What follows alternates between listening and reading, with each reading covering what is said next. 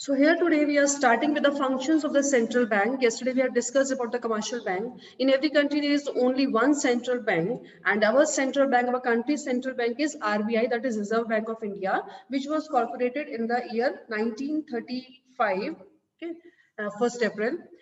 All the rest of the banks are known as the commercial banks. So yesterday we have discussed about the commercial banks. So today we are going to discuss about the central bank. Okay, so central bank is an apex institution which regulates the monetary system in the country. ऐसा institution जो कि पूरी monetary system को regulate करता है, देश में कितना पैसा चलना है, करेंसी को प्रिंट करता है, करेंसी को पूरे कंट्री में भेजता है कमर्शियल बैंक्स के थ्रू, यानी कि पूरे मॉनेटरी सिस्टम को जो मैनेज करता है वो सेंट्रल बैंक होता है.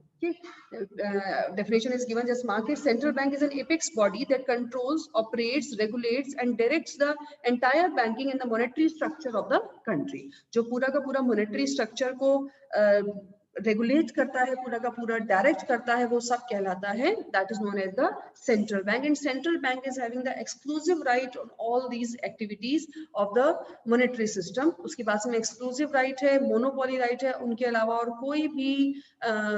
और कोई भी इंस्टीट्यूशन, ना ही कोई प्राइवेट ना ही कोई गवर्नमेंट इसमें हस्तक्षेप कर सकता है, इंटरफेरेंस कर सकता है. सभी के सभी करेंसी जो देश में रेगुलेट होती है, that is printed at the central bank.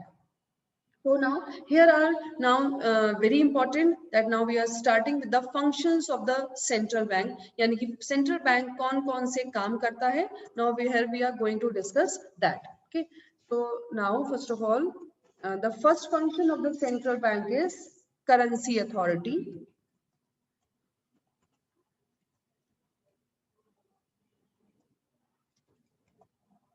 Okay.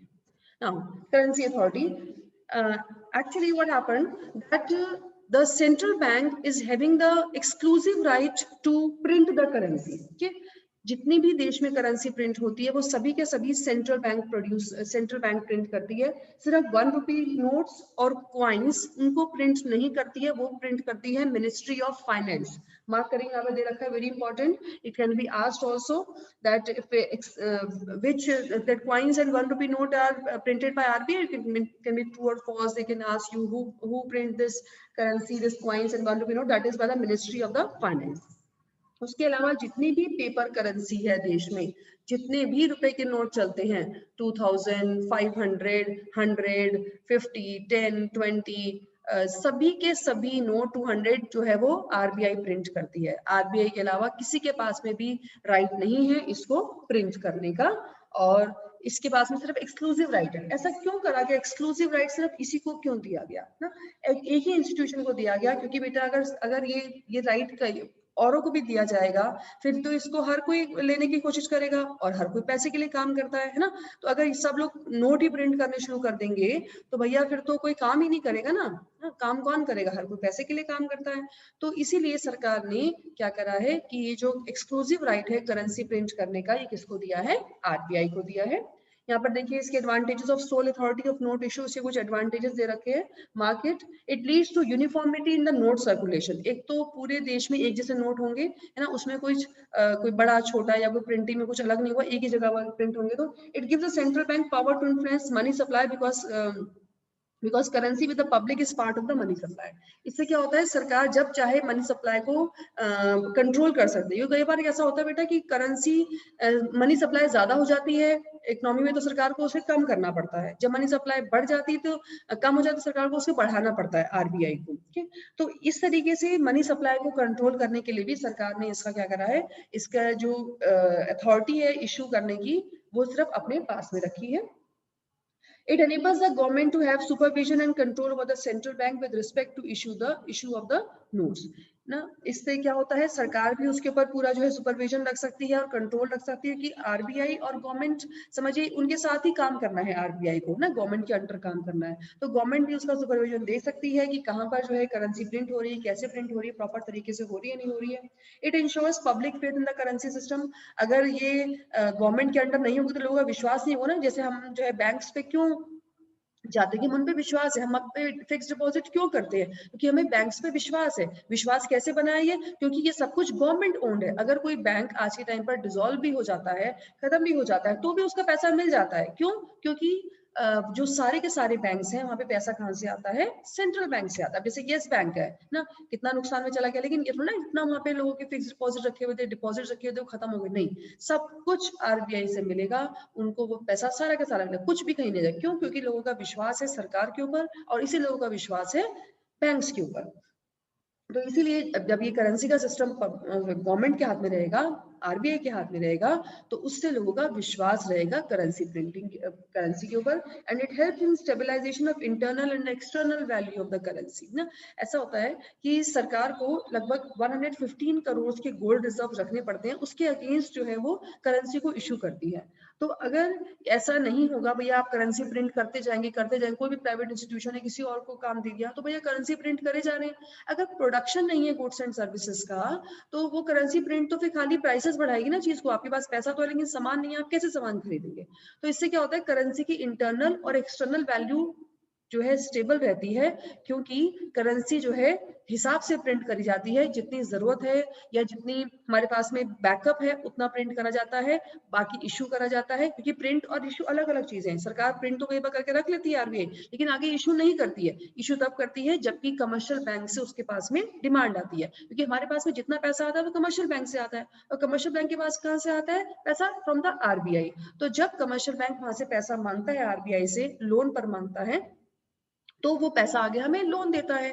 मान लीजिए अगर कमर्शियल बैंक को मिल रहा है 5% पे, तो हमें वो जितना जैसे उसको सुविधा लगेगी 7%, 8%, 10%, उसके हिसाब से हमें वो लोन आगे देगा। लेकिन कमर्शियल बैंक को भी पैसा आरबीआई से लोन पर मिलता है। ठीक, तो ये है सारे पहला इसका function, that is the currency authority और bank of the issue. Now the second function of the central bank is banker to the government.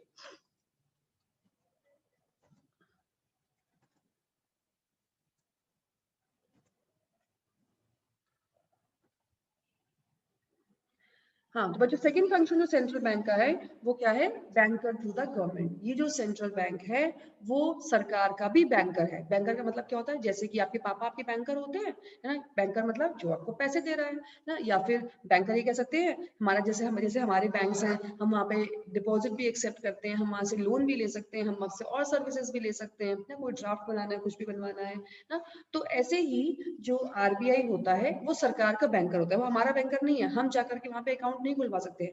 वहां पे किसके अकाउंट होते हैं आरबीआई में, कमर्शियल बैंक्स के, सेंट्रल गवर्नमेंट के, स्टेट गवर्नमेंट से, इनके अकाउंट्स होते हैं, लेकिन हम लोगों के अकाउंट वहां पर नहीं होते हैं। ठीक है, तो ये जो सेंट्रल बैंक है वो सरकार का भी बैंकर है। यहाँ पर लिखा हुआ बेटा, शायद मेरी नई बुक्स में है या नहीं है, कुछ जो मेरे पास बुक है उसमें लिखा हुआ है, the Reserve Bank of India act as a banker, agent and financial advisor of the central government and all the state except that of Jammu and Kashmir. है आपकी बुक्स में लिखा हुआ, ये शायद नई बुक्स में ना हो ना, लेकिन मुझे उम्मीद है यस मैम। लिखा हुआ है। Yes ma'am. ये कट कर दीजिए, क्योंकि अब जम्मू कश्मीर के स्पेशल राइट्स खत्म कर दिए गए हैं आर्टिकल 370 हटा करके। सुना होगा आप लोगों ने न्यूज में, पता है आपको। अब जम्मू कश्मीर जो है, अब वो वहां पर वो हाल नहीं रहे कि वहां पे कुछ भी कोई ऐसा होता है, जितने कानून यहाँ पे होते हैं वो जम्मू कश्मीर पर लागू ही नहीं होते, अलग उसको दर्जा दे रखा है। लेकिन अब सरकार ने वो सारे दर्जे खत्म कर दिए हैं, इसीलिए बहुत लोगों को प्रॉब्लम भी खड़ी हो गई है। तो आर्टिकल 370 अब हट गया, इसलिए ये स्टेटमेंट अब ये गलत है, कट कर दीजिए इसको, except that of Jammu and Kashmir. पूरे देश में जो रिजर्व बैंक है वो सेंट्रल गवर्नमेंट का और सभी स्टेट गवर्नमेंट के बैंकर, एजेंट और फाइनेंशियल एडवाइजर के रूप में काम करता है। यानी कि बैंकर उसके वो डिपॉजिट एक्सेप्ट करता है, उसको लोन देता है, उसके एजेंट यानी कि उसके बिहाफ पे काम करता है ना, पैसा जमा करना, पैसा लेना, और साथ में फाइनेंशियल एडवाइजर भी समय समय पर उसको वो फाइनेंस रिलेटेड मैटर्स में जो है उसको सजेशंस देता है।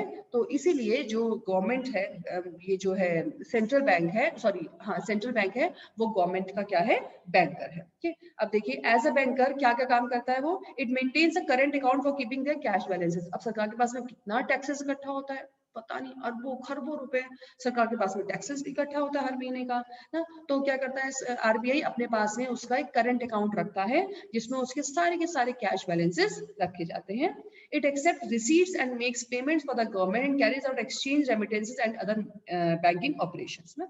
ये जो है सरकार के रिसीट्स और पेमेंट्स को भी एक्सेप्ट करता है, और साथ में कई बार रेमिटेंसेस भेजने होते हैं। रेमिटेंसेस क्या होते हैं, मान लीजिए अगर आप बाहर जाते हैं ना, या फिर सरकार को किसी किसी देश को मदद करनी है या पैसा भिजवाना है, तो वो क्या होगा, यहाँ से भिजवा जाएगा। रेमिटेंस तो क्या होता है, जो हमने ऐसे ही भिजवाया, उसके बदले हमें कुछ नहीं मिला ना। जैसे कि मान लीजिए अगर आप बाहर जाकर के अपने यहाँ पर पैसा भिजवाते हैं, तो वो क्या कहलाएगा, रेमिटेंसेस। यहाँ से आपके पेरेंट्स आपके लिए पैसा भेज रहे हैं, वो क्या कहलाएंगे, रेमिटेंसेस। तो वो रेमिटेंसेस भी जब सरकार को देने पड़ते हैं या बाहर से आते हैं, तो वो काम भी आरबीआई जो है गवर्नमेंट के बिहाफ पर करता है। और भी बहुत से काम सरकार के वो करता है। ठीक है, जैसे किसी को यहाँ पे सब्सिडीज देनी है, जहाँ पर मतलब कि विदेशी पेमेंट करनी है, वो सब काम आरबीआई करता है। It also gives loans and advances to the government for temporary periods. The government borrows money by selling treasury bills to the central government. साथ ही में ये सरकार को लोन्स भी देता है और एडवांसेस भी देता है शॉर्ट टर्म पे। और क्योंकि इसको जो है और किसके बिहाफ पर, जो इसके सरकार के पास में ट्रेजरी बिल्स होते हैं, उसके पास में संपत्ति होती है, कोई भी एसेट्स है, किसी के भी कागजात, उसके बिहाफ पर उसको लोन मिलता है। ऐसा नहीं है कि सरकार का जितना मन करा वो करेंसी प्रिंट करती जा रही है, क्योंकि हर एक सरकार को हिसाब भी देना पड़ता है ना। क्योंकि जब अलग सरकार आएगी, दूसरी सरकार आएगी अगली बार पर, डेमोक्रेसी हमारे भारत में, वन मैन रूल तो है नहीं, तो भैया पूरा हिसाब किताब पूछेगी, फिर उस पर क्वेश्चन होंगे। तो इसलिए सभी को अपना अकाउंट जो है मेंटेन करना पड़ता है, जो भी सरकार चलती है। ओके, तो यहाँ पर जो है लोन्स और एडवांसेस भी जो है दिए जाते हैं सरकार को। और सरकार जो है अक्सर अपनी ट्रेजरी बिल्स को सेल करके या उसको मॉर्गेज करके बोरो करती है। तो ये तो उसका पहला फंक्शन है, एज अ बैंकर क्या हेल्प करता है। दूसरा है as an agent. The central bank also has the responsibility of managing the public debt. Agent जैसे ना, जैसे एलआईसी एजेंट होते हैं, आपके बिहाफ पर वो पैसा लेते हैं आपसे ना, पैसे लेने आते हैं आपसे, पॉलिसी करवाते हैं, समय समय पर आपको याद कराते हैं ना। तो जो सेंट्रल बैंक है वो भी सरकार के एजेंट के रूप में काम करता है ना। यानी कि जो है ये सरकार के डेट को, उधार वगैरह को मैनेज करता है ना? और जहां जहां से पैसा लेना है उनको याद करवाता है। और फिर एज अ फाइनेंशियल एडवाइजर समय पर सरकार को ये जो है इकोनॉमिक, फाइनेंशियल और मॉनेटरी मैटर्स पर क्या करता है, हेल्प करता है, सजेस्ट करता है कि अब आपको यहाँ पे पैसा इन्वेस्ट करना चाहिए, इस सेक्टर में करना चाहिए, यहाँ से पैसा निकाल लेना चाहिए, क्या प्रॉफिटेबल है, क्या प्रॉफिटेबल नहीं है, कौन से इंडस्ट्रियल सेक्टर्स हमारे नुकसान पे चल रहे हैं, किस सेक्टर से हमारे पास में ज्यादा टैक्सेस आ रहे हैं, कहाँ से लोन नहीं आ रहे हैं। तो ये सब कुछ जो है यहाँ पर ये सेंट्रल बैंक के काम होते हैं। The third function is bankers bank and the supervisor role. Bankers bank का मतलब होता है बेटा, जिस तरीके से आरबीआई गवर्नमेंट का बैंकर होता है, उसी तरीके से आरबीआई सभी के सभी कमर्शियल बैंक्स, जितने भी बैंक्स भारत में हैं, प्राइवेट, गवर्नमेंट, नेशनलाइज, जितने भी बैंक है, कॉर्पोरेटिव, सभी का बैंकर है। यानी कि जितना भी पैसा यहाँ पर आता है वो सब सेंट्रल बैंक से आता है। ये कमर्शियल बैंक यहाँ से लोन भी लेते हैं और अपने डिपॉजिट्स को भी अपने अपने डिपॉजिट्स भी यहाँ पर जमा करते हैं। अगर उनके पास में ज्यादा हो रहे हैं तो वहां पे वो डिपॉजिट करते हैं, तो उनको इंटरेस्ट मिल जाता है उसके बदले ना।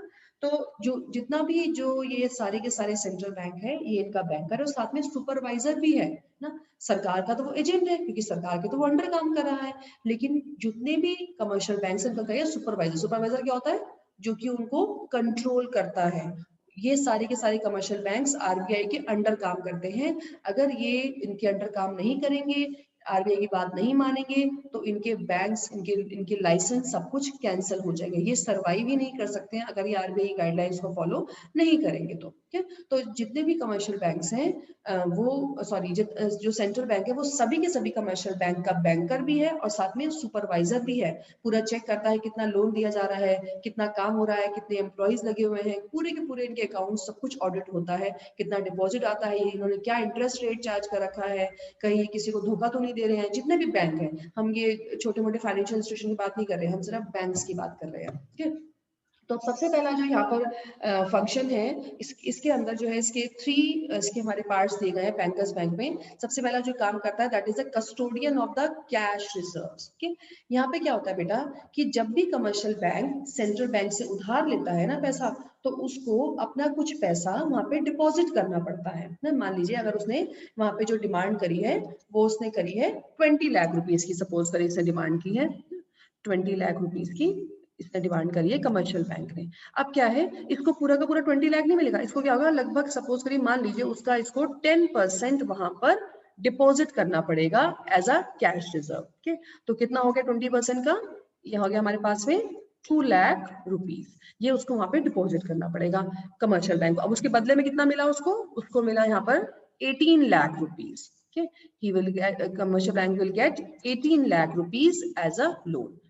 तो यहाँ पर क्यों ऐसा करा गया, ताकि ये जो रिजर्व है ना, अगर ये जो आरबीआई है ये रिजर्व किसे रखता है, ताकि ये इस मनी सप्लाई को कंट्रोल कर सके। क्योंकि कई बार ऐसा होता है इससे मांगे हैं 20 लाख, लेकिन ये जो है कमर्शियल बैंक लोन ज्यादा दे रहा है और आरबीआई नहीं चाह रही कि लोन दिया जाए, तो क्या करेगी इस केस में, इस कैश रिजर्व रेशियो को बढ़ा देगी, इसको 10 से 20% भी कर सकती है। 4 लाख रख देगी, उसको मिलेगा सिर्फ 16 लाख, अपने आप लोन कम देगा। क्योंकि कई बार क्या होता है, सरकार नहीं चाहती, आरबीआई नहीं चाहती कि आगे लोन दिया जाए, लेकिन ये कमर्शियल बैंक जो है लोन देते जाते हैं ना। तो इनको कंट्रोल करने के लिए, और वैसे भी इनका वहाँ पे एक अकाउंट रखने के लिए, इनको वहाँ पे कुछ ना कुछ अपने कैश रिजर्व्स रखने पड़ते हैं, जितना ये पैसा लोन पर मांगते हैं।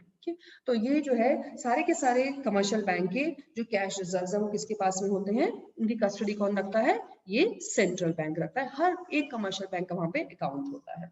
दूसरा फंक्शन है यहाँ पर, जो दूसरा है ये, this is the lender of the last resort. ध्यान से सुनिएगा, बड़ा इंपॉर्टेंट है ये। Lender of the last resort का मतलब होता है बेटा, सपोज करिए कि लोगों का किसी बैंक के ऊपर से विश्वास उठ गया, लोगों ने अपने सभी के सभी डिपॉजिट्स वापस ले लिए ना। अब क्या है, बैंक ने तो आगे लोन दे रखा है, जो हमने कल पढ़ा था, credit commercial by the credit creation by the commercial bank. क्योंकि उसने तो क्या किया था, 1000 रुपए आए उसको आगे लोन दे दिया, फिर जो दोबारा वो वाला पैसा है उसको भी आगे लोन दे दिया, फिर जो दोबारा पैसा उसको भी आगे लोन दे दिया। वो तो बहुत पैसा कमा रहा है, लेकिन मान लीजिए अगर 90% लोग अपना पैसा वापसी लेने आ जाते हैं, तो क्या होगा, सेंट्रल कमर्शियल बैंक कहाँ से पेमेंट करेगा। तो भैया उसके पास में तो कैश रिजर्व्स भी खत्म हो जाएंगे, जो उसने अपने पास में जो रिजर्व रखा हुआ था वो 200 रुपए एलआरआर, वो भी खत्म हो जाएगा। तो उस केस में उसको सेंट्रल बैंक हेल्प करेगा by the function lender of the last resort. क्योंकि अगर वो ऐसा नहीं करेगा सेंट्रल बैंक, तो लोगों का बैंकिंग सिस्टम के ऊपर से विश्वास उठ जाएगा। और सरकार ये चाहती है कि लोग मैक्सिमम बैंक्स को यूज करें। अब तो देखिए सबकी सैलरीज है, कोई भी पेमेंट करनी है, डिजिटल पेमेंट करनी है, एटीएम है, गूगल है, ये सब कुछ जो है ऑनलाइन है। क्यों, एक तो जो है उससे क्या है ना, आपको आप कंफर्टेबल होते हैं कि आपको कुछ भी सामान पैसा कैरी नहीं करना पड़ता ना। और फिर मनी का जो, आप जब बैंक्स में होते हो तो पैसे आप कम खर्च करते हैं ना, अगर आपके घर में होगा तो पैसा आप ज्यादा खर्च करेंगे। तो जो इस तो लोगों का विश्वास बना रहे, अगर ऐसी सिचुएशन आती है तो उस केस में सेंट्रल बैंक जो है वो हेल्प करता है कमर्शियल बैंक को पैसा दे करके। हालांकि जब वो डिसॉल्व होगा तो उसको पूरा पैसा मिल जाएगा सेंट्रल बैंक को, लेकिन उस समय पर लोगों का विश्वास बनाए रखने के लिए बैंकिंग सिस्टम के ऊपर commercial central bank commercial bank को पूरी हेल्प करेगा, ताकि वो अपने कर्जे चुका सके, कमर्शियल बैंक अपने कर्जे चुका सके। तो ये इसका फंक्शन है, lender of the last resort, very important. Next function है बेटा इसका clearing house function. Clearing house function का मतलब ये होता है कि जैसे कि आपको ये पता है कि ये जो है ना कैश रिजर्व्स, ये सरकार ने यहाँ पर रखवाए हुए हैं, आरबीआई ने, हर कमर्शियल बैंक के। अब मान लीजिए दो बैंक है, एक बैंक है ए और एक बैंक है बी। ठीक है, अब मान लीजिए ए के पास में ऐसा चेक आया है जो कि बी बैंक का है। आप कोई भी चेक किसी बैंक में जमा करा सकते हैं ना। ए के पास में ऐसा चेक आया जो कि बी से उसको पैसा लेना है। अब बी से, ए जो है बी से डील नहीं करेगा, ये खाता जो है, ये अकाउंट जो है, ये चेक जो है, ये लगा देगा ये आरबीआई के पास में। तो जो आरबीआई के पास में बी का अकाउंट है ना, वहां से पैसे डेबिट हो जाएंगे और ए के अकाउंट में पैसे क्रेडिट हो जाएंगे। ठीक है, चेक जो है बी से आया है ना, उसको पैसा मिलना है, बी से मिलना है। तो अभी आपस में डील नहीं करेंगे, इतना टाइम नहीं वेस्ट करेंगे, क्योंकि इनको और बहुत काम है। तो ये जो सेंट्रल बैंक है, इनका ये क्लियरिंग हाउस फंक्शन का काम होता है कि जो किसी भी दो कमर्शियल बैंक या कई कमर्शियल बैंक्स के आपस के अकाउंट्स होते हैं, वो ये अकाउंट आरबीआई क्लियर करता है। यानी कि अगर ए ने पेमेंट लेनी है बी से, तो वो उसको कांटेक्ट नहीं करेगा, वो क्या करेगा, उसका जो आरबीआई का अकाउंट है उसमें जो है वो लगा देगा, और वहां से बी के अकाउंट से डेबिट हो जाएगा और ए के अकाउंट में क्रेडिट हो जाएगा। तो ये इसका फंक्शन है, क्लियरिंग हाउस फंक्शन।